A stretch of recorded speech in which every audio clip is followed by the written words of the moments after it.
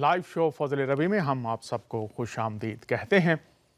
खुदावंद का शुक्र अदा करते हैं, उसकी फ़िक्र जो हमारे लिए है, उसकी मेहरबानी जो हमारे लिए है, उसका रहम जो हमारे लिए है, वो हमारी तरबियत के लिए हमेशा हमें मौक़े फ़राहम करता रहता है। उसका शुक्रिया अदा करते हैं। सबसे पहले मैं बात करना चाहता हूँ, इंडिया के एक मंदिर में भागदौड़ मच जाने से बहुत सी कीमती जानें इस जहान से चली गईं। इसके साथ ही हम पाकिस्तान में जो पहाड़ी इलाके हैं वहाँ पर जो कुदरती आफात की वजह से कीमती जानें इस दुनिया से चली गईं, उसके साथ शाम में बहुत से मसीहों को कत्ल कर दिया गया।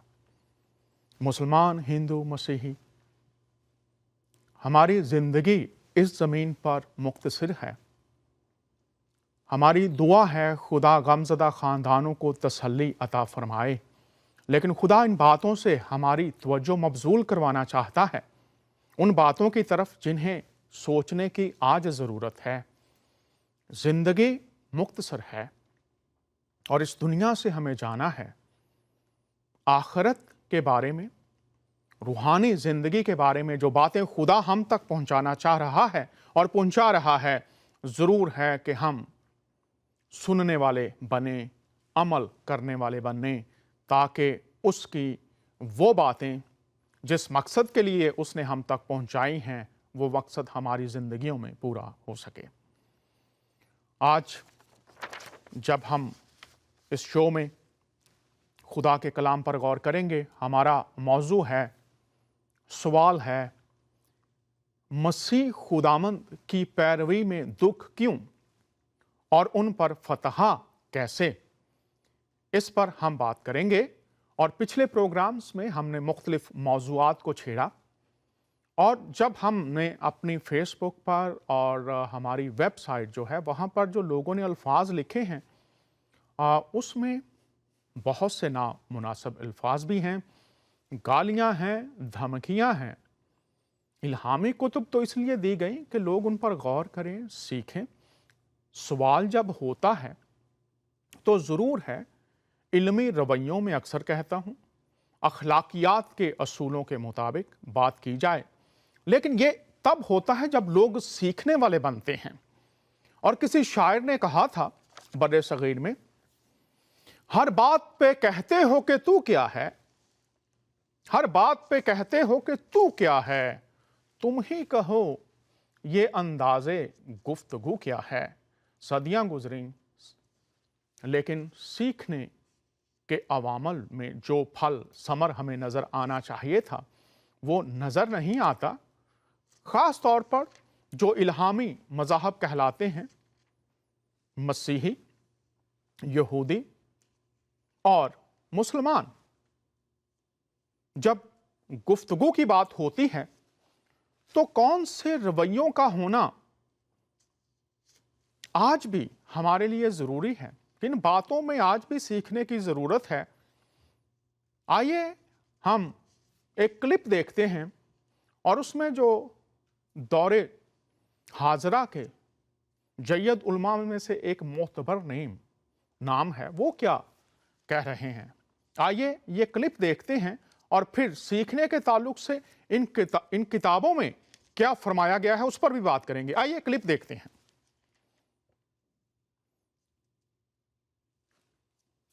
आज जो कुछ टेक्निकल खराबी है तो क्लिप नहीं है, लेकिन हम बात करेंगे जो आयात हैं उन पर बात करते हैं। पहली आयत जो सीखने के ताल्लुक से मसीहों से कही गई है और उसके बाद मुसलमानों से कही गई है, यहूदियों से कही गई है। आइए उस पहली आयत पर गौर करते हैं। ये आयत जो है ये सूरह नंबर 16 से ली गई है। यहां पर क्या लिखा है, आइए देखते हैं और गौर करते हैं। सीखने के ताल्लुक से मुसलमानों, मसीहों और यहूदियों के लिए आदाब गुफ्तगू और बातचीत करने के तरीके क्या हैं। यहां पर हम देखते हैं पहली आयत, अपने रब के रास्ते की तरफ लोगों को हिकमत के साथ और खुश असलूबी से नसीहत करके दावत दो, और अगर बहस की नौबत आए तो इनसे बहस भी ऐसे तरीके से करो जो बेहतरीन हो। यकीनन तुम्हारा परवरदिगार उन लोगों को भी खूब जानता है जो उसके रास्ते से भटक गए हैं, और उनसे भी खूब वाकिफ है जो राहे रास्त पर हैं। अब यहां पर वाज़े बात है, अगर आप कुरान को मानते हैं और आप उसको इल्हामी किताब समझते हैं, रहनुमाई की किताब समझते हैं, तो गुफ्तगू करने के तरीके बयान फरमाए गए हैं। अपने रब के रास्ते की तरफ लोगों को हिकमत के साथ और खुश असलूबी से नसीहत करके दावत दो, हिकमत के साथ। अब हिकमत का उल्ट क्या है? हिकमत से मुराद जो खुदा ने अक्ल व दानिश आपको अता फरमा रखी है उसको इस्तेमाल में लाइए खुदा के तरीके के मुताबिक। इंसानी हिकमत की बात नहीं, खुदाई हिकमत है। और फिर लिखा हिकमत का उल्ट क्या है? बेवकूफ़ी है, बेअक्ली है, जहालत है। तो यहां पर है कि हिकमत के साथ। और इस हिकमत की पहचान कैसे हो जो खुदाई हिकमत है?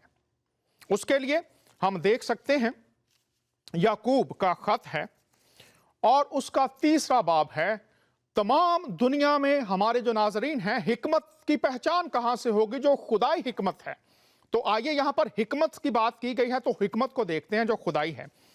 यहां पर 3रा बाब है और उसकी 13वीं आयत में लिखा है, तुम में दना और फहीम कौन है जो ऐसा हो वो अपने कामों को नेक चाल चलन के वसीला से, नेक चाल चलन के वसीला से हिलम के साथ जाहिर करे। जो दना है नेक चाल चलन और हिलम हलीमी के साथ, फरोतनी के साथ जाहिर करे, और यह खुदाई हिकमत से पैदा होता है।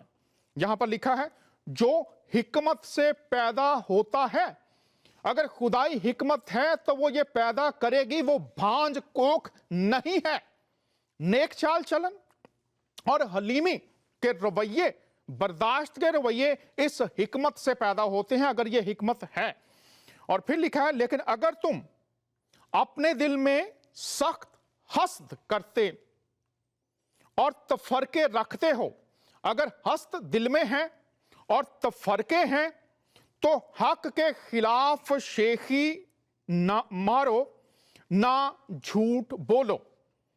अब यहां पर वाज़े तौर पर बता दिया गया है, अगर आपके दिल में हस्द है, तफरके हैं और झूठ है और शेखी है, गरूर है, तकब्बर है, तो आगे लिखा है यह हिकमत वो नहीं जो ऊपर से उतरती है, बल्कि दुनवी दुनियावी है, दुनिया के निज़ाम की, नफसानी, शख्सी, नफ्स परस्ती में से है और शैतानी है।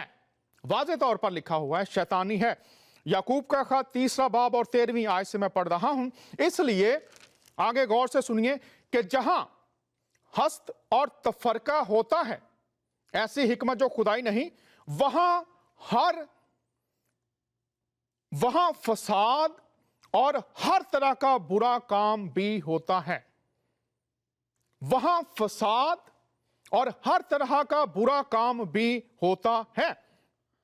और फिर लिखा है, मगर जो हिकमत ऊपर से आती है, खुदा से है, जो इब्राहिम, इसहाक और याकूब का खुदा है, अव्वल तो वो पाक होती है, उसमें नापाकी नहीं पाई जाती।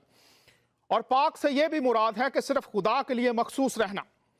और फिर मिलनसार, हलीम और तरबियत पजीर, ये बातें आप नोट कीजिए और इस पर स्टडी कीजिए, मुतालिया कीजिए, गौर खोज कीजिए कि ये हिकमत जो है इसमें पाया क्या जाता है। ये पाक है, फिर मिलनसार, हलीम, और सबसे बड़ी बात इसमें और मिलती है, तरबियत पजीर। फिर लिखा है रहम और अच्छे फलों से लदी हुई। फिर लिखा है बेतरफदार और बेरिया, इसमें रियाकारी नहीं होती, और सुलह कराने वालों के लिए रास्तबाजी का फल सुलह के साथ बोया जाता है। इसमें सुलह पाई जाती है, जुदाई, तफरके, दुश्मनी नहीं पाई जाती। अपने रब के रास्ते की तरफ हिकमत के साथ बुलाओ। और फिर लिखा हुआ है खुश असलूबी के साथ, बद असलूबी नहीं है।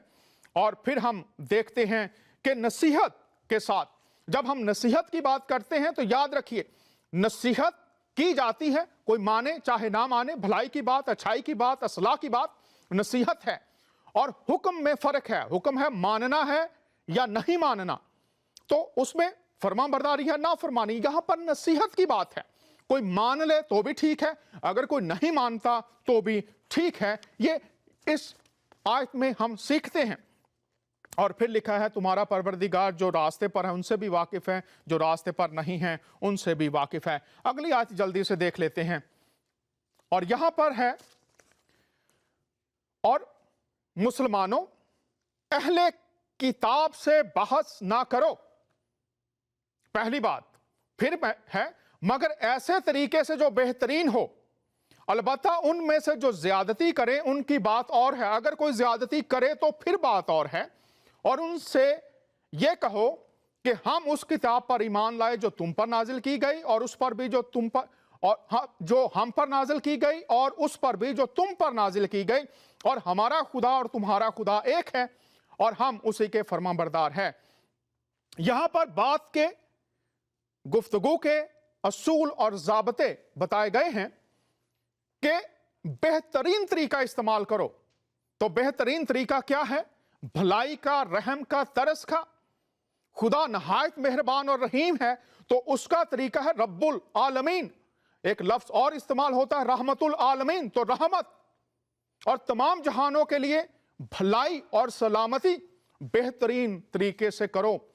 اگلی آیت دیکھ لیتے ہیں، یہاں پر لکھا ہے مسلمانوں یہود و نصارہ سے کہہ دو کہ اہل کتاب ایک ایسی بات کی طرف آ جاؤ جو ہم میں تم میں مشترک ہو، اور وہ یہ ہے کہ اللہ کے سوا کسی کی عبادت نہ کریں اور نہ اس کے ساتھ کسی کو شریک نہ ٹھہرائیں، اور اللہ کو چھوڑ کر ہم ایک دوسرے کو رب نہ بنائیں۔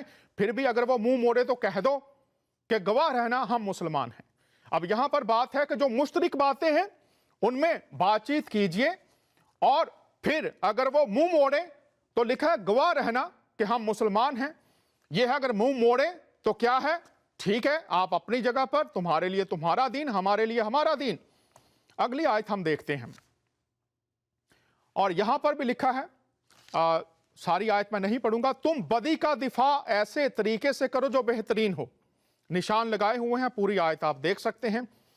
تم بدی کا، یہاں پر بدی کی بات کی گئی ہے، جو کتابیں خدا کا کلام جن کو مانتے ہیں ان کی بات نہیں، یہاں تو یہ ہے جو بدی کرنے والے ہیں ان کے ساتھ بات کرنے کا طریقہ بتایا گیا ہے۔ دفاع ایسے طریقے سے کرو جو بہترین ہو، نتیجہ یہ ہوگا کہ جس کے اور تمہارے درمیان دشمنی تھی وہ دیکھتے ہی دیکھتے ایسا ہو جائے گا جیسے وہ تمہارا جگری دوست ہو۔ قربت ہوگی اگر ہم وہ طریقے گفتگو کے اپنائیں گے جن کی ہمیں ہدایت کی گئی ہے۔ آئیے اب ہم انجیل مقدس میں سے بھی دیکھتے ہیں، یہاں پر مسیحوں کے لیے بھی ہے، بلکہ مسیح کو خداوند جان کر اپنے دلوں میں مقدس سمجھو، اور جو کوئی تم سے تمہاری امید کی وجہ دریافت کرے اس کو جواب دینے کے لیے ہر وقت مستعد رہو، مگر حلم اور خوف کے ساتھ، اور نیت بھی نیک رکھو، تاکہ جن باتوں میں تمہاری بدگوئی ہوتی ہے انہی میں وہ لوگ شرمندہ ہوں اور جو تمہارے مسیحی چال چلن پر لان تان کرتے ہیں۔ یہاں پر حلم اور خدا کے خوف کی بات کی گئی ہے، اور خدا کے خوف میں 10 احکام ضروری ہیں۔ خون نہ کرنا، اپنے ہمسائے کے لیے کسی بری خواہش کا نہ رکھنا۔ اب یہ آیات تو ہم پڑھتے ہیں، اور اگر کوئی مسلمانوں میں یا مسیحوں میں نے قرآن کی آیات، انجیل کی آیات آپ کے سامنے رکھ دی ہیں، اگر کوئی شخص یہ کہے کہ جناب یہ آیات جو ہیں اس کی باتیں ان آیات سے بڑھ کر ہیں، تو فیصلہ آپ کا ہے، آپ نے کس کو ماننا ہے۔ ضروری ہے کہ آج کا مسلمان اور مسیحی جب مسیحت کی بات سنتا ہے یا اسلام کی بات کی جاتی ہے تو رویوں کا کیسا ہونا چاہیے۔ آئیے ہم دیکھتے ہیں دور حاضر کے جو میں نے کلپ کا ذکر کیا تھا اس میں جناب محترم غامدی صاحب کیا فرما رہے ہیں، آئیے دیکھتے ہیں۔ تو یہ بتائیے، ایک طرف وہ لوگ ہیں جو کہتے ہیں کہ مسلمان تنقید برداشت نہیں کرتے، اور اگر ان پہ کسی قسم کی بھی تنقید کی جائے تو وہ اس کا جواب قتل و غارت گری سے، دھمکیوں سے دیتے ہیں. اور پھر دوسری جانب ہم اس وقت دیکھ رہے ہیں نام نہاد اسلامک اسٹیٹ جو کہتی ہے کہ ہم خلافت اسلامیہ لے کر آئیں گے اور اس کے پرچم تلے پوری دنیا کو ہم ایک پلیٹ فارم پر لے کر آئیں گے، لیکن ان کے بھی جو بھیانک مظالم ہیں کسی سے نہیں چھپے ہوئے. آپ کے خیال میں کیا مسلمانوں کو درپیش مسائل کا حل مذہب میں ہے یا سیاست میں اس وقت؟ مسلمانوں کو درپیش مسائل کا حل علم میں ہے. یعنی ان کے ہاں جو چیز سب سے زیادہ کمزور ہو گئی ہے وہ علمی رویہ ہے. علمی رویے سے میری مراد یہ ہے کہ آپ لوگوں کے اندر سوال پیدا کریں، ان کو سوال کرنے دیں، ان کے سوال کا جواب دیں، اور جواب دینے میں بھی یہ طریقہ اختیار نہ کریں کہ کوئی چیز آپ ان پر ٹھونس رہے ہیں، بلکہ اس طریقے سے بات کریں کہ خود ان کے اندر سوچنے کا صحیح زاویہ پیدا ہو. یہ چیز جب تک آپ مسلمان ملکوں میں پیدا نہیں کرتے وہاں ڈیموکریٹک کلچر پروان نہیں چڑھ سکتا. یہ جو آپ اس وقت کی صورتحال دیکھ رہی ہیں اس صورتحال کی بہت بڑی وجہ یہی ہے کہ ہمارے جدید تعلیمی اداروں میں اور ہمارے پرانے تعلیمی اداروں میں یا مدارس جن کو آپ کہتے ہیں، اس چیز کو کبھی بھی روا نہیں رکھا گیا کہ لوگ پوچھیں، سوال کریں، وہ چیلنج کر دیں، کسی چیز کو ماننے سے انکار کر دیں، یہ کہیں کہ یہ بات ہماری سمجھ میں نہیں آ رہی. یہ وہ چیز ہے کہ جو علم کی بنیاد بنتی ہے، یہ علم کا پہلا قدم ہے. ہم نے اس میں لوگوں کو تربیت نہیں کیا. نتیجتاً ہمارے ہاں سیاست بھی تعصبات کی بنیاد پر ہوتی ہے، ہمارے ہاں مذہبی گفتگو بھی تعصبات کی بنیاد پر ہوتی ہے. تو بنیادی مسئلہ یہ ہے، اگر ہم ایک مرتبہ اپنے ہاں اچھا علمی کلچر پیدا کرنے میں کامیاب ہو جائیں، اس کے اثرات سیاست پر بھی ہوں گے، اس کے مذہبی فکر پر بھی ہوں گے، اس کے ہماری معاشرت بھی پہ ہوں گے، اور بالآخر ہماری تہذیب پر. کسی چیز کی پتہ بہت مشکل ہوتی ہے جب آپ ایک ایسی قوم جس کی صدیوں کی تاریخ ہے، جس میں اتنے بڑے پیمانے پر لوگ علم ناآشنا ہے، ان کو آپ تبدیل کرنا چاہتے ہیں تو صبر کی ضرورت ہے اور حکمت کی بھی. یعنی اپنی بات کہیے، لوگوں کو اس کا قائل کیجیے، دانشوروں کو مخاطب بنائیے، علماء کو بھی مخاطب بنائیے، سیاستدانوں کو بھی، اور پھر ان تینوں طبقات سے یہ گزارش کیجیے کہ آپ کی قوم کی بربادی اور تباہی کا باعث جو چیز بنی ہے وہ اصل میں علمی اور تحقیقی رویوں کا ناپید ہو جانا ہے. میری ایک تنہا آواز تھی کسی زمانے میں، آج شاید دنیا کا کوئی قریہ ایسا نہیں ہے جس میں اس کو سننے والے موجود نہ ہوں. یہ بتائیے، اتنے عرصے سے آپ کام کر رہے ہیں، آپ نے اپنے نام کے ساتھ کوئی ٹائٹل نہیں لگایا، آپ علامہ نہیں بنے، مفتی نہیں بنے، امام، ڈاکٹر، پروفیسر، کچھ آپ نے ٹائٹل نہیں لگایا، کیا وجہ ہے؟ میں ایک طالب علم ہوں، اور میری یہ آرزو ہے کہ میں طالب علم پیدا ہوا تھا، طالب علم کی حیثیت سے زندگی بسر کروں اور اسی طرح دنیا سے رخصت ہو جاؤں. میرا اپنا احساس یہ ہے کہ میں جو مشن لے کے اٹھا ہوں وہ یہ تقاضا کرتا ہے کہ میں اپنی قوم کو بھی یہ دعوت دوں کہ وہ بھی سچے طالب علم بنے، اور طالب علم کے لیے کسی ٹائٹل کی ضرورت نہیں ہوتی. آپ پہ جو لبرل ہونے کا ٹھپا لگتا ہے، آپ اس کو کمپلیمنٹ سمجھتے ہیں، کرٹیسزم سمجھتے ہیں، یا کچھ نہیں سمجھتے؟ میں ایسی چیزوں کی کبھی پرواہ نہیں کرتا. دیکھیے بات یہ ہے کہ میرے سامنے ایک ہی منزل ہے، اور وہ یہ ہے کہ مجھے سچائی کو جاننا ہے. میں سچائی کو جاننے کے سفر کا مسافر ہوں. اس وجہ سے کوئی کچھ بھی کہتا رہے، مجھے بہرحال اپنی بات کہنی ہے، اور میں اپنی بات ہمیشہ دلیل کے ساتھ کہنے کی کوشش کرتا ہوں. ناظرین، آپ نے دیکھا، گامدی صاحب کی باتیں سنیں، اور یہ آج ہم سب کے لیے لمحہ فکریہ ہے، اور خاص طور پر جو بر صغیر میں بسنے والے تمام مذاہب کے لوگ ہیں. چونکہ برداشت اور بھائی چارے کے رویوں کا فقدان ہوتا جا رہا ہے، ہماری یہ چھوٹی سی کوشش ہے اس شو کے وسیلہ سے کہ لوگ خدا کی محبت سے آشنا ہوں اور جانیں کہ خدا کی محبت حضور المسیح کے وسیلہ سے جو پہنچائی گئی ہے، ان کے وسیلہ سے کیا کیا پیشکش تمام دنیا کے انسانوں کے لیے آسمان نے کر رکھی ہے. عرصہ دراز سے درس و تدریس سے منسلک خدا کے عظیم خادم ہیں. میرے لیے بڑی خوش قسمتی ہے کہ وہ وقت نکالتے ہیں اور اس شو میں آتے ہیں. ان کی زندگی میں حضور المسیح کے اقوال، ان کی تعلیم، اور جو بائبلی تعلیم ہے کہ حضور المسیح کی پیروی جب کوئی شخص کرتا ہے تو پھر دکھ کیوں آتے ہیں، اور اگر آتے ہیں تو وہ فتح میں کیسے بدلتے ہیں. آج ہم اس پر بات کریں گے، اور میرا ایمان اور یقین ہے کہ خداوند جو ہم سب سے محبت کرتا ہے، اس کی محبت کسی ایک شخص کے لیے، اس کی قدرت، اس کی فیاضی کسی ایک شخص، ایک امت، ایک قوم کے لیے محدود نہیں ہے. یہ شخص جب خداوند کے پاس آیا تو یہ اس کا خداوند سے ملنا، اس کو جاننا آج پوری قوموں کے لیے قبیلوں کے لیے برکت کا باعث ہے۔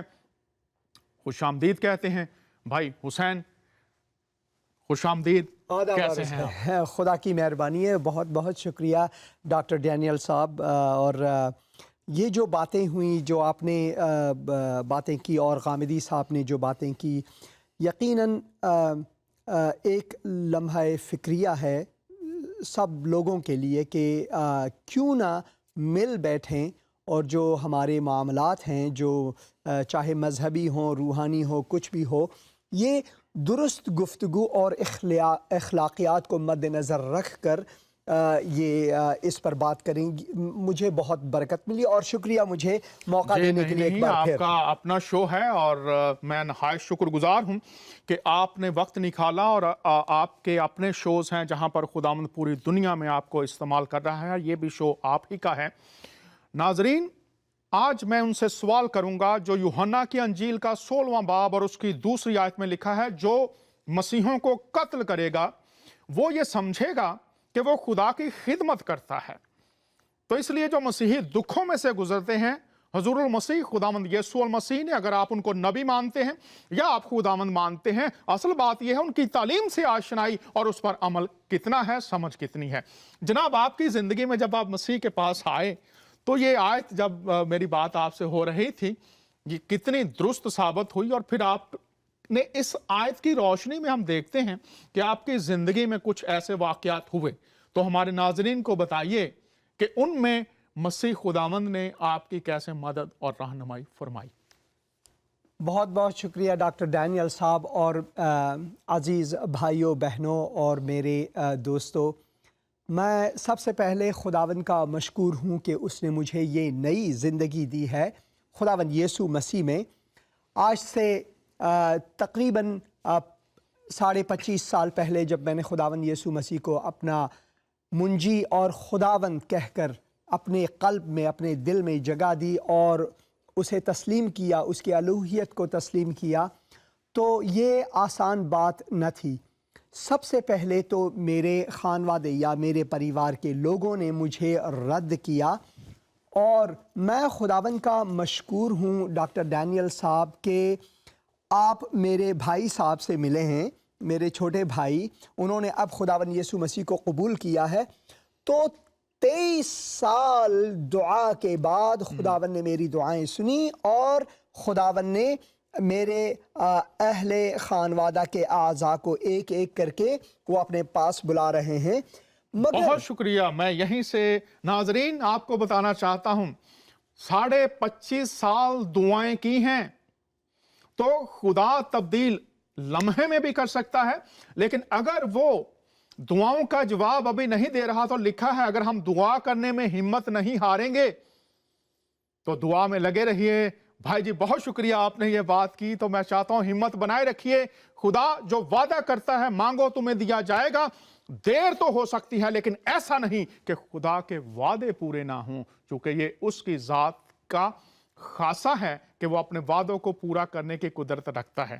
تو ایمان لا تو تیرا گھرانہ بھی نجات پائے گا، وقت اس کی طرف سے ہے۔ تو جاری رکھیے پلیز۔ جس دن میں نے خداوند یسوع مسیح کو قبول کیا، یہ ایک بردرن اسمبلیز ہیں، تو ان کی ایک منڈلی، ایک پروگرام انہوں نے بنایا تھا جہاں پر میں نے خداوند یسوع مسیح کو قبول کیا۔ اسی رات سے تکالیف جو ہے وہ میری زندگی میں آنا شروع ہوا۔ تو مسیحی زندگی جو ہے وہ آسان نہیں، وہ کانٹوں پر چلنا ہے۔ اگر آپ یہ جانتے ہیں کہ خداوند یسوع مسیح کو آپ نے قبول کیا، اب بس ساری چیزیں خوب ہوں گی، نہیں۔ خداوند یسوع مسیح نے اپنے تعلیم میں واضح طور پر یہ ہمیں تعلیم دی ہوئی ہے۔ اگر آپ کی اجازت ہو تو میں خداوند کے کلام سے جو متی کی انجیل ہے اس میں سے 1-2 آیات میں ناظرین کے لیے سناؤں گا کہ خداوند یسوع مسیح نے واضح طور پر ہمیں بتایا کہ دیکھو میں تم کو بھیجتا ہوں گویا بھیڑوں کو بھیڑیوں کے بیچ میں۔ اب بھیڑیے جو ہے وہ بھیڑوں سے دوستی تو نہیں کریں گے، وہ چیر پھاڑیں گے۔ تو مسیحی زندگی بھی بالکل اسی طرح ہے، کیونکہ خداوند یسوع مسیح نے پہلے سے ہمیں بتایا کہ یہ چیزیں آپ کی زندگی میں آئیں گے اور صداقت کی راہ میں آپ کو تکالیف اٹھانی پڑیں گے، مصائب اٹھانے پڑیں گے، تو یہ مشکلات ضرور آئیں گے، مگر اس مشکلات کو سہنے میں خداوند نے جو فضل عطا کیا ہوا ہے، میں اس کے بارے میں ڈاکٹر ڈینیل صاحب اپنے عزیز بھائیوں بہنوں مسیحیوں کے لیے بالخصوص جو تکالیف میں ہیں، مشکلات میں ہیں، پاکستانی جو پاکستان سے باہر چلے گئے ہیں وہ بھی مہاجر ہیں، ان کے لیے بھی جو اندرون پاکستان ہندوستان میں مسیحی ہیں جن کو تکالیف ہے، ان کے لیے بھی یہ ضروری ہے جاننا کہ جب میں نے خداوند یسوع مسیح کو قبول کیا، مشکلات اتنے زیادہ آنے لگے کہ مجھے موت کی دھمکیاں دینے لگی اور مجھے کئی بار مارے پیٹے اور بہت تکالیف سہنی پڑی۔ جی بہت شکریہ۔ میں چاہوں گا کہ آپ ہمیں یہ بتائیے کہ موت کی دھمکیاں کہاں سے آئیں اور ان دھمکیوں کے بعد کس طرح سے آپ کی زندگی ان حالات کا سامنا کرتے کرتے مسیح میں بڑھی، کچھ واقعات جو آپ کی زندگی میں ہوئے ہوں۔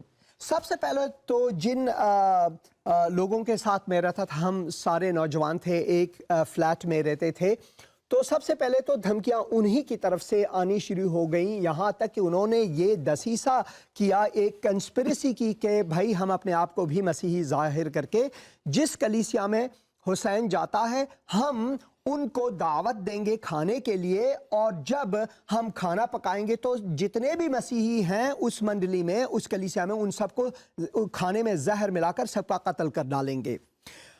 خدا کا شکر ہے کہ جس وقت وہ یہ باتیں کر رہے تھے تو میں دروازے کے پیچھے تھا، اور یہ بالکل جیسے کہ خداوند کے وسیلے سے ہو، میں پہنچا اور یہ باتیں کر رہے تھے، یہ پلان بنا رہے تھے، تو میں نے کلیسیا کو اس کی آگاہی دی، اسی وجہ سے باخبر ہوئے، نہیں تو یہ ہو سکتا تھا۔ یعنی مشکلات آئیں گے۔ اس کے بعد حزب اسلامی، جو افغانستان حزب اسلامی، انہوں نے مجھے دھمکی دی بہت زیادہ خطرناک طریقے سے، تو جو جن کے ساتھ میں رہتا تھا انہوں نے میرے کپڑے سب چوتھی منزل سے انہوں نے نیچے ڈال دیا، اور جو ہندو مالک مکان تھے انہوں نے کہا کہ اگر آپ اوپر جائیں گے تو وہ لوگ آپ کو مار ڈالیں گے، میرا مشورہ آپ کو یہی ہے کہ آپ یہیں سے کپڑے لے کر چلے جائیں تو ہی بہتر، کیونکہ وہ بہت غصے میں ہیں۔ تو میں اس رات کو کیونکہ اس سے ایک دن پہلے میں نے بپتسمہ لیا ہوا تھا اسی وجہ سے، تو میں نے پارک میں گزاری اور مجھے بخار ہونے لگا۔ تو اس وقت جو میرے کلیسیا کے ایک بزرگ ہیں، بھائی ایلن لوتھر صاحب، وہ بہت خدا کے عظیم خادم ہیں، انہوں نے اپنے بیٹوں کو بھیجا کہ مجھے اپنے گھر بلائے، تو انہوں نے مجھے اپنے گھر میں جگہ دی، اور تکلیفیں ان کے لیے بھی آنی شروع ہو گئیں۔ مجھے انہوں نے اپنے گھر میں جگہ دیا، اور پھر یہ مسلمان لوگ جو ہیں جو میرے پیچھے پڑے ہوئے تھے، انہوں نے کہا کہ بھائی ہم ان کو بھی قتل کر ڈالیں گے۔ تو میں نے ایلن لوتھر صاحب کو، میں روکوں گا یہاں پر، ایک تو آپ کو دھمکی دی گئی، اور پھر جنہوں نے آپ کو پناہ دی انہوں نے کہا کہ ان کو بھی مار ڈالیں گے، یہاں تک کہ ان کے گھر کو جلا ڈالیں گے، یہ دھمکی دی۔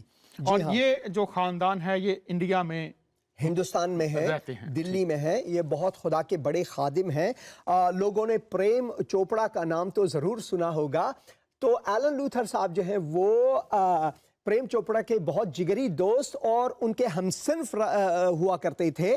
دونوں کے راستے الگ الگ ہوئے، ایک ایڈورٹائزنگ ایجنسی میں گئے، ایڈورٹائزنگ بزنس میں گئے، تو دوسرے جو ہیں وہ فلمی دنیا میں چلے گئے، مگر دونوں ایکٹرز ہیں، دونوں آرٹسٹ ہیں۔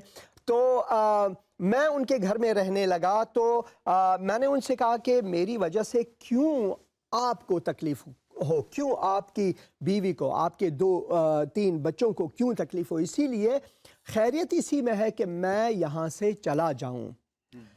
تو ڈاکٹر ڈانیل صاحب، جب آپ مسیح میں ہیں، جب آپ میں قلب مسیح ہے، روح مسیح ہے، تو آپ بالکل ایسا ہی کریں گے۔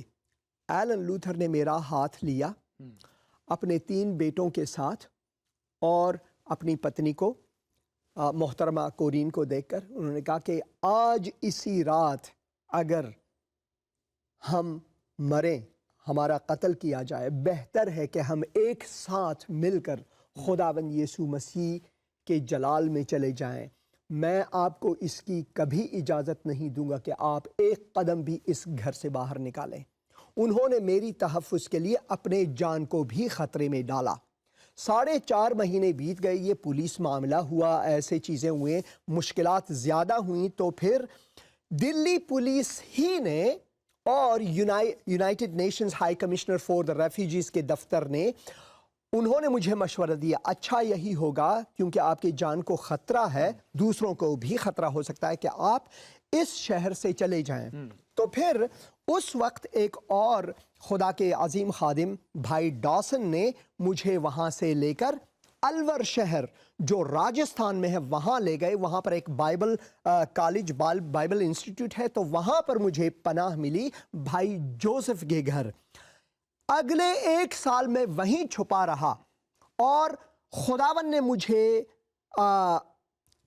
میری مسیحی زندگی میں بڑھوتری وہاں پر دی۔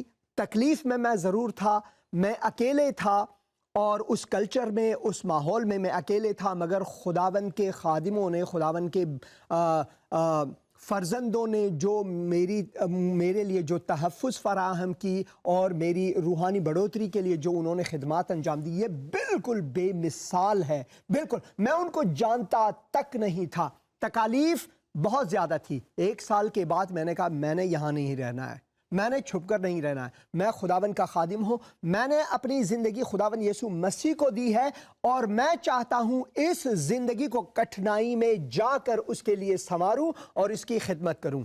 ایک گیت یاد آتا ہے، میں گانے میں بہت شوقین ہوں، آپ وہ کا کہتے شو ہے۔ ہیں کانٹوں پہ چلوں گا تیرے لیے، دکھ بھی اٹھاؤں گا تیرے لیے، میں نے یہ جیون تجھے کو دیا ہے، جیون سنواروں گا تیرے لیے۔ مسیحی زندگی جو ہے وہ کانٹوں پر چلنے کی مانند ہے اس دنیا میں، کیونکہ خداوند کے مقدس کلام میں ہم پڑھتے ہیں، اگر ہم مزامیر میں جائیں تو 3 زبور میں ہم یہ واضح طور پر پڑھتے ہیں کہ خداوند جو ہمارا چوپان ہے، وہ ہمارا تسلی دہندہ، وہ ہمارا ضامن بھی ہے۔ یہاں پر لکھا ہوا ہے، بلکہ خواہ موت کے سائے کی وادی سے میرا گزر کیوں نہ ہو، میں کسی بلا سے نہیں ڈروں گا، کیونکہ تو میرے ساتھ ہے، تیرے عصا اور تیری لاٹھی سے مجھے تسلی ہے، تو میرے دشمنوں کے روبرو میرے آگے دسترخواں بچھاتا ہے، تو نے میرے سر پر تیل ملا ہے، میرا پیالہ لبریز ہوتا ہے۔ جب میں واپس دلی میں آیا تو ایسا لگتا تھا کہ بھول گئے، نہیں، ایسا کچھ نہیں، یہ لوگ میرے پیچھے اور بھی زیادہ بڑھے۔ مجھے حزب اسلامی کے دفتر میں بلایا اور دھمکایا گیا کہ اگر واپس نہ لوٹو اسلام میں تو مشکلات زیادہ ہوں گی، تو انہوں نے مجھے وقت دیا۔ اب یہاں پر میں ایک بات کرنا چاہتا ہوں، جب وہ کہتے ہیں لوگ کہ جی آپ واپس لوٹیں، تو جب ہم اسلامی تعلیم کی بات کرتے ہیں تو لکھا ہوا ہے کتابوں میں کہ تمام انبیاء ایک ہی پیغام لے کر آئے ہیں اور ہم ان میں کوئی تفریق نہیں کرتے۔ تو جب وہ بات کرتے ہیں تو حضور المسیح، خداوند یسوع المسیح، نبی مانتا ہے، کوئی خدا مانتا ہے، ان کی اپنی بات ہے، لیکن وہ اسلام کے ہی نبی ہیں، تو اگر کوئی ان کی پیروی کرتا ہے تو وہ پھر اسلام کے نبی ہیں، ان کی پیروی ہو رہی ہے۔ یہ بھی ایک ایسا سوال ہے جس پر غور کرنا چاہیے ہمارے جو مسلمان بہن بھائی ہیں، کہ ہزاروں تعداد ہے، ہزاروں میں مزار ہیں بر صغیر میں، ہزاروں پیر ہیں، ان کی پیروی ہے اور ان کی پیروی کو قبولیت بھی حاصل ہے، لیکن حضور المسیح کو، اسلام کے نبی ہیں، بہت بڑا رتبہ ان کو دیا جاتا ہے، اور اگر کوئی ان کی پیروی کرنے کے لیے فیصلہ کرتا ہے تو وہ، اگر وہ اسلام کے نبی ہیں تو پھر پیروی میں کچھ رکاوٹ یا دشواری یا اعتراض یا مخالفت سوچنے والی بات ہے۔ تو آپ جاری رکھیے۔ تو آپ نے بالکل ٹھیک فرمایا۔ ہمارے مسلمان جو عزیز دوست ہیں وہ خداوند یسوع مسیح کو اپنا ایک بہت عظیم نبی مانتے ہیں، یہ تسلیم ہے، اور قرآن میں 92 کے قریب آیات یسوع مسیح کے بارے میں ہیں، مگر جو مشکلات ان کو ہے، جو میں سمجھتا ہوں ایک مسیحی کی حیثیت سے، اب جب میں مسلمان تھا میں بھی ایسے ہی تھا کہ اگر کوئی خداوند یسوع مسیح کو خداوند کہہ کر، خدا کا بیٹا کہہ کر بلائے تو وہ مشرک ٹھہرتا ہے۔ تو جو شرک کا معاملہ ہے وہ بہت اس کو کچھ زیادہ ہی لے لیتے ہیں تحقیق کے بغیر، یعنی وہ مروانے تک اترتے ہیں، تو وہ جنونی حد ان کو ہوتا ہے۔ اسی وجہ سے خداوند کے مقدس کلام میں سیرت مسیح کے بارے میں ہم پڑھتے ہیں کہ وہ خدا کے ساتھ کاملاً ایک ہے۔ اس نے کہا کہ جس نے مجھے دیکھا اس نے باپ کو دیکھا۔ تو یہ مشکلات ہیں مسلمانوں کے لیے، اور جب ایک مسلمان خداوند یسوع مسیح کو قبول کرتا ہے، اور میرے پروگرام میں بہت سے ایسے آتے ہیں جن کو دھمکیاں ملتی ہیں ہمیشہ، کئی کا تو قتل بھی ہو چکا ہے، مگر مشکلات یہی ہے کہ وہ کہتے ہیں کہ بھائی آپ ارتداد کے رد میں آئے ہو، آپ مرتد ہو، یعنی کافر سے 1000 گنا زیادہ آپ کے گناہ ہیں، آپ کو تو چھوئیں گے بھی نہیں، آپ واجب القتل ہیں۔ یہاں پر میں ایک کتاب میرے پاس ہے اس وقت، اور یہ ہے راہ عمل، مولانا جلیل احسن ندوی کی یہ کتاب ہے، اور یہاں پر یہ میں آپ کو بتا دوں کہ جب شرک کی بات کی جاتی ہے تو یہاں پر یہ حدیث دیکھ لیجئے، یہاں پر لکھا ہے جھوٹی گواہی اور شرک برابر ہیں، جھوٹی گواہی اور شرک برابر ہیں، اور اگر آپ اس حدیث کو پڑھ لیں یہ صفحہ نمبر 190 پر ہے، اور اگر جھوٹ اور شرک برابر ہیں تو پوری دنیا میں جو جتنے بھی انسان ہیں، کون ایسا ہے جس نے کبھی جھوٹ نہیں بولا یا جھوٹی گواہی نہیں دی؟ تو اس زمرے میں اگر شرک کی بات کریں گے تو یہ حدیث ہے، یہ دیکھیے جھوٹی گواہی اور شرک برابر ہیں۔ تو بھائی اگر کسی کا جذبہ ایمانی بہت ہی بھڑکتا ہے تو پھر اسلام کی جلیل القدر ہستی، اسلام کے آخری پیغمبر، یہ ان کے الفاظ ہیں، تو اس شرک میں تو پھر کتنے لوگ شریک ہیں اور کتنے نہیں ہیں، سوچنے کی بات ہے۔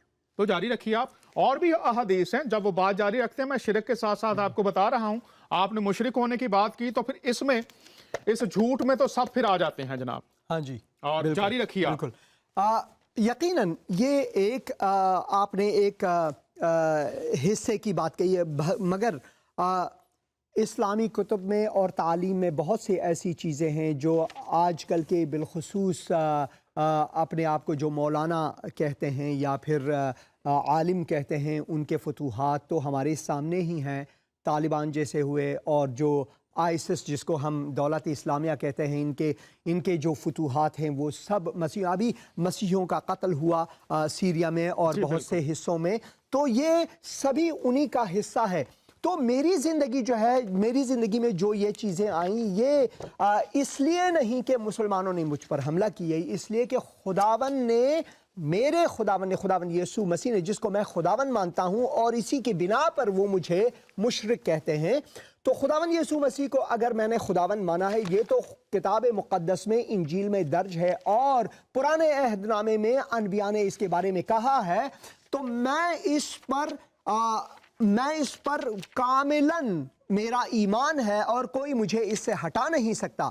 مگر مشکلات آئیں گی، چاہے کیسی بھی ہوں۔ لوگ ایسے ہیں کہ اگر آپ خداوند یسوع مسیح کو قبول کریں تو آپ کے جان پر پڑ جائیں گے۔ ایک دوست ہیں واشنگٹن ڈی سی سے ٹیلی فون کیا پچھلے ہی ہفتے، انہوں نے کہا کہ بھائی حسین، میں نے آپ کا پیغام سنا، میں مسلمان ہوں اور میں چاہتا ہوں ہمیشہ مسلمان ہی رہوں، مگر یہ ہے کہ جو اخلاقیات ہے اس کو ہم ہمیشہ مد نظر رکھیں۔ آپ کی مرضی آپ مسلمان ہیں، میری مرضی آپ مسیح ہیں، میری مرضی میں مسلمان ہوں، اور ہم یہ معاملات حل کر سکتے ہیں، مگر ایسا نہیں۔ یہ متاسفانہ بہت سے لوگوں کا نظریہ جو ہے ایسا نہیں جیسے کہ اس کتاب میں یا پھر غامدی صاحب نے جو کہے، ایسے ان کے نظریے نہیں ہیں، وہ تو بالکل اپنے آپ کو خدا کی جگہ مان کر لوگوں کو قتل کر ڈالتے ہیں. مگر میں آتا ہوں اس پر کہ میری زندگی میں جو مشکلات آئی. آپ وہ ایک واقعہ بیان کر رہے تھے تو میں چاہوں گا کہ وہ ہمارے جو ناظرین ہیں ان تک کہ جو شخص آپ کو مارنے کے لیے آیا وہ ذرا یہاں پر بتائیے ہمیں تاکہ لوگ جانیں کہ یہ صرف کہانیوں میں پڑھنے والی بات نہیں ہے, حقیقت میں کیسے ہوتا ہے. بتائیے آپ. وہ شمس صاحب تھے تو انہوں نے مجھے UNHCR کے دفتر سے, United nations high commissioner for the refugees کے دفتر سے انہوں نے میرے بال سے مجھے کھینچ کر اور اس کے بھائی نے میرے کپڑے سے کھینچ کر, وہ چاہتے تھے کہ فلائی اوور سے مجھے نیچے ڈال دے کہ میں ٹرک کے نیچے کچل کر مر جاؤں.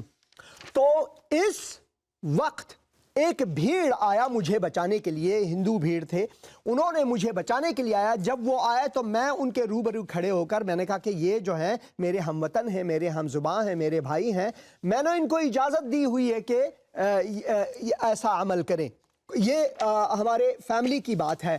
تو وہ تو حیران ہو گئے, چلے گئے. مگر جو شمس ہیں اور جو ان کے بھائی ہیں وہ بھی حیران ہو گئی, کیا بھائی ہم تو مارنے پر تلے تھے, ہم اس کو قتل کر رہے تھے, انہوں نے ہماری جان بچائی. یقین کیجئے ان میں سے ایک نے خداوند یسوع مسیح کو قبول کیا اور دوسرے جو ہیں وہ میرے محافظ بنے. جب حزب اسلامی نے مجھے کہا کہ آپ کو مار ڈالا جائے گا تو انہوں نے کہا کہ اگر اس شخص کو, حسین کو, کوئی آنچ بھی آ جائے تو ہم آپ کے دفتر کو جلائیں گے. اب میں اس کے مخالف ہوں کہ کسی کے دفتر کو جلائیں. مسیحی تعلیم میں ہم کہیں نہیں پاتے کہ ہم اشتعال پر آئیں, کسی کو جلائیں, کسی کے دفتر کو جلائیں, کسی کو برا بھلا کہیں, گالی گلوچ دیں وغیرہ. بلکہ خداوند یسوع مسیح نے تو یہ کہا کہ ہم اپنے دشمنوں سے بھی محبت رکھیں. مگر جب خداوند محافظت ہماری کرتا ہے تو جیسے کہ 23ویں زبور میں ہم پاتے ہیں تو یہاں پر لکھا ہے, تو میرے دشمنوں کے روبرو میرے آگے دسترخواں بچھاتا ہے.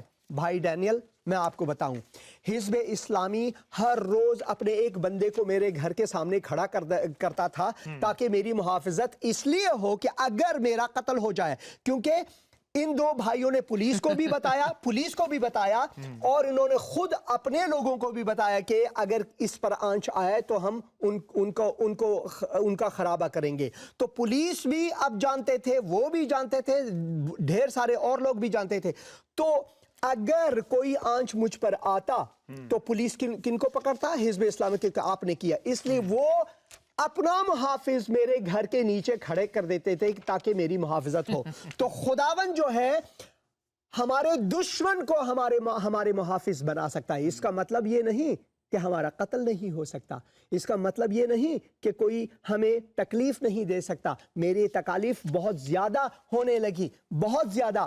مگر جیسے کہ اس گیت میں ہے کہ کانٹوں پر چلوں گا تیرے لیے, دکھ بھی اٹھاؤں گا تیرے لیے, میں نے یہ جیون تجھ کو دیا ہے, جیون سنواروں گا تیرے لیے. یہ ایک حقیقت ہے, مسیحی زندگی آسان زندگی نہیں, مگر مسیحی زندگی جو ہے وہ فتح سے, ایک عظیم فتح کی زندگی ہے. کیونکہ خداوند کا مقدس کلام اگر ہم رومیوں کی کتاب میں پڑھیں تو یہاں پر 8ویں باب میں ہم پڑھتے ہیں, کیونکہ میری دانست میں اس زمانہ کے دکھ درد اس لائق نہیں کہ اس جلال کے مقابل ہو سکے جو ہم پر ظاہر ہونے والا ہے, یعنی آئندہ کا جلال. تو میرے مسیح بھائیوں بہنوں, اگر کوئی آپ پر ظلم کرتا ہے, کوئی آپ کو ستاتا ہے, کوئی آپ کو برا بھلا کہتا ہے, میری تو اتنی مار پیٹیں ہوئی ہیں ڈاکٹر ڈینیل صاحب کہ میں تو حساب بھول گیا ہوں, بالکل میں حساب بھول گیا ہوں. اب بھی مجھ پر اب بھی لعنتیں بھیج رہے ہیں, اب بھی دھمکیاں مل رہی ہیں. ہر روز مجھے ایک نہ ایک طرف سے تو کم از کم مجھے دھمکیاں ملتی رہتی ہیں. مگر 25.5 سال ہوئے مسیح کے ساتھ چلتے ہوئے, خداوند نے اب تک رکھا ہوا ہے.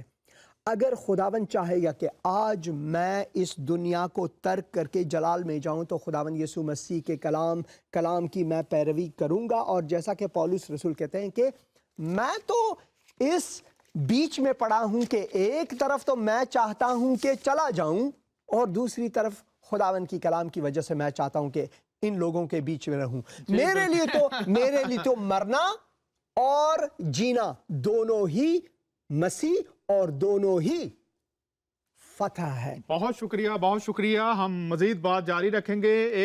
रिया मुशरिक जो है, शिरक करने वाला जो है, उसके लिए एक तो मैंने हदीस, इस्लाम की जलीलुल कद्र हस्ती, इस्लाम के आखिरी पैगंबर, उन्होंने फरमाया झूठी गवाही या झूठ बोलना शिरक है।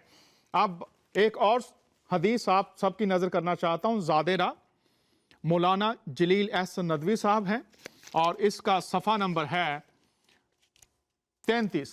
अब यहाँ पर भी देखिए वो मुशरिक जो है उसके लिए क्या है, शिरक जो है वो क्या है। यहाँ पर देख लीजिए, यहाँ पर है रिया शिरक है।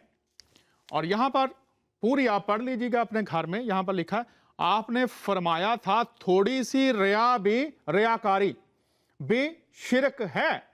तो अब अगर कोई शख्स किसी को मुशरिक कहता है जो मसीह पर ईमान लाता है, तो जो झूठ बोलता है वो भी मुशरिक, और जो रियाकार है, कहना कुछ और करना कुछ, वो भी मुशरिक है। ये मैं नहीं कह रहा, ये फरमाया गया है इस्लाम की जलीलुल कद्र हस्ती, जनाब इस्लाम के आखिरी पैगंबर आप हुजूर ने फरमाया है। तो ये देखिए, रियाकारी भी शिरक और झूठ और झूठी गवाही भी शिरक। एक कॉलर हमारे साथ हैं, इनसे बात करते हैं, फिर बात को आगे जारी रखेंगे। जी, बराह रास्त शो फजल रबी में आपको खुश आमदीद कहते हैं। बात कीजिए जनाब। आप सब पर और तमाम जिंदगी टीवी देखने वालों पर। जी फरमाइए, आपने कॉल किया, क्या कहना चाहेंगे? बहुत शुक्रिया आपने कॉल किया है, बात कीजिए। सर बहुत अच्छा प्रोग्राम है और बहुत बरकत मिल रही है और बहुत से लोगों के अंदर दलेरी भी पैदा हो रही है। मैं खुदा के खादम का शुक्रगुजार हूँ, हुसैन अंद्रयास का। जी शुक्रिया। तो हम खुदावंद का शुक्र। बहुत सारे लोग बरकत पा रहे हैं। बड़ा दलेर खादम है और खुदा को और ज्यादा दलेरी और कुव्वत दे। जी बहुत शुक्रिया। हम भी यही चाहते हैं कि खुदावंद और ज़्यादा उनको इस्तेमाल करता रहे। ये खुदा के कलाम की बातें हैं, किसी इंसान की बातें नहीं, किसी फ़लसफ़े की बातें नहीं। जो उसकी कुदरत ज़िंदगियों में काम करती है, वो दूसरों तक मोहब्बत का पैगाम पहुंचाता रहता है। बहुत शुक्रिया। कोई बात कहना चाहेंगे मेहमान के साथ? हमारे को बात करना चाहेंगे? कोई सवाल हो? बिल्कुल, हमारी यही खुदा के कलाम में लिखे कि जो कोई मेरे लिए अपनी जान खोएगा वो बचाएगा। हुसैन भाई ने अपनी जान बचा ली है और खुदा का शुक्र करते हैं कि उनके दूसरे भाई जी जो है मसीह के खानदान में आ चुके हैं। बहुत बहुत मुबारक हो। थैंक यू जी, बहुत शुक्रिया। कॉलर थे हमारे साथ पाकिस्तान से और वो बता रहे थे कि हमें दलेरी मिलती है और ख़ास तौर पर भाई हुसैन, उनकी ज़िंदगी बहुत ही बाबरकत है, हमारे लिए दलेरी का बायस है। और मैं ज़ाती तौर पर जब भी उनके साथ मुलाकात करता हूँ, ये आप सबको बताना चाहता हूँ, एक ऐसे शख्स हैं जो खुदा की मोहब्बत में हमेशा शादमान रहते हैं। और खुदा की मोहब्बत का पैगाम नफ़रत का नहीं, जुल्म ज़्यादती का नहीं, जबर का नहीं, मोहब्बत का पैगाम मोहब्बत के साथ लोगों तक पहुंचाते हैं। फिर इंसानों की अपनी बात है, वो मोहब्बत के पैगाम को किस तरह कबूल करते हैं। आपसे अब मैं पूछना चाहता हूं जनाब, आपको खुदावंद लंबी ज़िंदगी दे। आपने ये बताया आपको मौत की धमकियां थी, किस तरह खुदा ने आपको बचाया है और बचाए रखेगा जब तक उसने आपको इस ज़मीन पर रखना है। मैं तो बचा हुआ हूँ। मैं कभी वो जो ना ज़मीन और उसकी जो पूरी है, वो मामूरी है, वो खुदावन की है। चाहे मैं यहाँ रहूँ, मेरा माल है, मेरे बाप का माल है, चाहे यहाँ से चला जाऊँ, वो भी वैसे ही है। जी बहुत शुक्रिया। और खुदा एक बात मैं कहना चाहूँगा, वक्त है मेरे ख्याल में थोड़ा सा। एक बार डॉक्टर डैनियल साहब, मेरी पिटाई हो रही थी दिल्ली में, है मेरी पिटाई हो रही थी, तो मैं हंस पड़ा इन लोगों के लिए। मुझे हंसी आई, मुझे पिटाई के दौरान हंसी आई। तो ये लोग कहने लगे, अरे भाई हम तो पिटाई कर रहे हैं, वो खून भी बह रहा थोड़ा सा या मेरे सर से यहाँ पर, क्योंकि मुझे वार किया उन्होंने बहुत ज़बरदस्त। और मैं अस्पताल में था कुछ दिनों के लिए। उस दिन मैं हंस पड़ा। हंसते हंसते इन लोगों ने कहा कि ये ज़रूर पागल है, इसलिए इसको छोड़ देंगे। मैं पागल नहीं, खुदावन यीशु मसीह को भी लोगों ने पागल कहकर पुकारा। तो हम तो उसके शागिर्द हैं, हम तो उसके पैरों हैं। हम अपने उस्ताद से, अपने रब से, अपने आका से ऊपर नहीं, बल्कि हम उसके मानने वाले हैं। जब मुसीबतें खुदावन यीशु मसीह पर आए, उनके सर पर कांटों का ताज रखा गया, थूका गया उन पर, उनको बुरा भला कहा और उन्हें मसलूब किया। उस वक्त भी खुदावंद यीशु मसीह ने कहा, ऐ बाप तू इनको बख्श, तू इनको मुआफ़ कर, क्योंकि ये जानते नहीं कि क्या करते। हमारी ज़िंदगी तो खुदावंद यीशु मसीह के हाथ में है, और जैसा कि खुदावंद के कलाम में हम पढ़ते हैं, रोमियो में 8 बाब में फिर से ये 35 आयत में हम यूँ पढ़ते हैं, ये ज़रूरी है हमें खुदावंद के कलाम को हर रोज़ पढ़ने के लिए, ये ज़रूरी है। लिखा हुआ है, कौन हमको मसीह की मोहब्बत से जुदा करेगा? मुसीबत या तंगी, जुल्म या काल, नंगापन, खतरा, तलवार चुराने के। लिखा हुआ है, हम तेरी खातिर दिन भर जान से मारे जाते हैं, यानी हर रोज़ मसीही जान से मारे जाते हैं। हर रोज़ जो धमकी मिलती है वो हकीकत में हमें जान से मारने के मुतरादिफ है। हम तो ज़बा होने वाले भेड़ों के बराबर हो गए हैं, मगर उन सब हालतों में उसके वसीले से, किसके वसीले से? मसीह के वसीले से, जिसने हमसे मोहब्बत की है, हमको फतह से भी बढ़कर गलबा हासिल होता है। यानी we are more than conquerors, हम फातिहों से भी फातिह तर हैं। जी बहुत ये शुक्रिया, है बहुत शुक्रिया, ये है मसीही ज़िंदगी। बहुत शुक्रिया। इस बात को अगर हम समझें तो फिर है, जो आयात मैंने पतरस के ख़त से आपके सामने रखी थी, उनमें ये है कि हम मसीह के लिए अलग हो चुके हैं।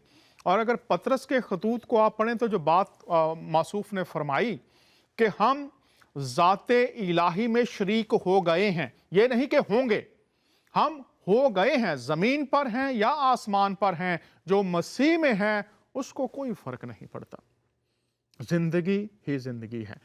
हुसैन भाई, ये मैं आपसे अब सवाल करना चाहता हूँ, शायद पहले भी कुछ लोगों ने किया हो। खुदा आपको लंबी ज़िंदगी दी, और मेरा ईमान है अभी बहुत काम आपने करना है, लेकिन अगर यही वक्त हो आपके पास तो आप पूरी दुनिया को क्या पैगाम देना चाहेंगे? ये पैगाम आप दीजिए। आपके पास 4 मिनट हैं, इन 4 मिनटों में आप बताइए कि आप पूरी दुनिया को, अगर यही वक्त हो, क्या कहना चाहेंगे, क्या अल्फाज पहुंचाना चाहेंगे लोगों तक? खुदावन का मुक़द्दस कलाम फरमाता है, चखो और जानो कि खुदावन भला है। और फिर मैं इस गीत का अगला हिस्सा गाना चाहूँगा। मैंने भी माना ये जीवन कठिन है, मेरे मसीही भाइयों बहनों के लिए ये है, और मेरे अजीज़ मुसलमान दोस्तों के लिए भी है, ये सब दुनिया के लिए है ये। मैंने भी माना ये जीवन कठिन है, और हर पल दुखों से घिरा, जीवन की आशाएं तुझसे लगी हैं कि तू है दया से भरा। तंगी, बीमारी और बढ़ती मुसीबत सबको छुटाऊंगा तेरे लिए। डॉक्टर डैनियल साहब और आपके अजीज़ नाजरीन जो आपके प्रोग्राम को देखते हैं हमेशा, मेरा पैगाम उनके लिए ये है कि एक बार अपनी ज़िंदगी में एक बार किताब मुक़द्दस को पढ़ें और देखें। एक बार किसी ने मेरे प्रोग्राम में टेलीफोन करके ये कहा कि आप ये क्या ऊट पटांग की बातें कर रहे हैं, तो मैंने उनसे ये कहा, डॉक्टर डैनियल साहब, खुदावंद आपसे मोहब्बत रखता है, क्या ये ऊट पटांग है? खुदावंद आपके लिए अपना फजल जारी रखना चाहता है, क्या ये ऊट पटांग है? खुदावंद आपको अपनी रहमतों से मालामाल करना चाहता है, हर रोज़ आपको मौक़े फ़राहम करता है, क्या ये ऊट पटांग है? खुदावंद आपसे इतना मोहब्बत रखता है कि उसने अपना इकलौता बेटा बख्श दिया ताकि जो कोई उस पर ईमान लाए वो हलाकत में ना जाए, दोज़ख में ना जाए, आतिश जहन्नम में ना जाए, बल्कि अबदी ज़िंदगी पाएँ, खुदावंद की जलाल में जाएँ, खुदावंद की रफ़ाक़त में। क्या ये ऊट पटांग है? कौन सी ऐसी बात किताब मुक़द्दस में है, खुदावंद यीशु मसीह के तालीम में है, जिसमें ऊट पटांग आप देखते हैं? इसमें सारी की सारी बरक़ात हैं। खुदावंद ने आपसे मोहब्बत की और खुदावंद यीशु मसीह ने कहा, ऐ बोझ से दबे हुए लोगों, थके मांदे लोगों, मेरे पास आओ, मैं तुम्हें क्या दूंगा? आरामिश बख्शूंगा, मैं तुम्हें सलामती बख्शूंगा। तो खुदावंद यीशु मसीह का पैगाम ही मेरा पैगाम है लोगों के लिए कि एक बार مسیح کے کلام کو پڑھیں اور دیکھیں کہ خداوند کی محبت آپ کے لیے کتنا عظیم ہے، اور دیکھیں، اپنے تجربہ کریں، اسے تجربہ کریں۔ جب تک آپ کسی چیز کو تجربہ نہ کریں گے تو آپ کیسے جانیں گے؟ اگر کوئی بندہ، کوئی انسان خدا یسوع مسیح کو قبول کرتا ہے اور آپ اس کو مشرک کہتے ہیں اور واجب القتل کہتے ہیں، اس سے پہلے کہ آپ خود اس تفصیل کو پڑھیں، اس کتاب کو پڑھیں، میرے خیال میں یہ بالکل ناانصافی ہے، اور آپ کسی بھی فلسفے میں یہ ناانصافی ہے۔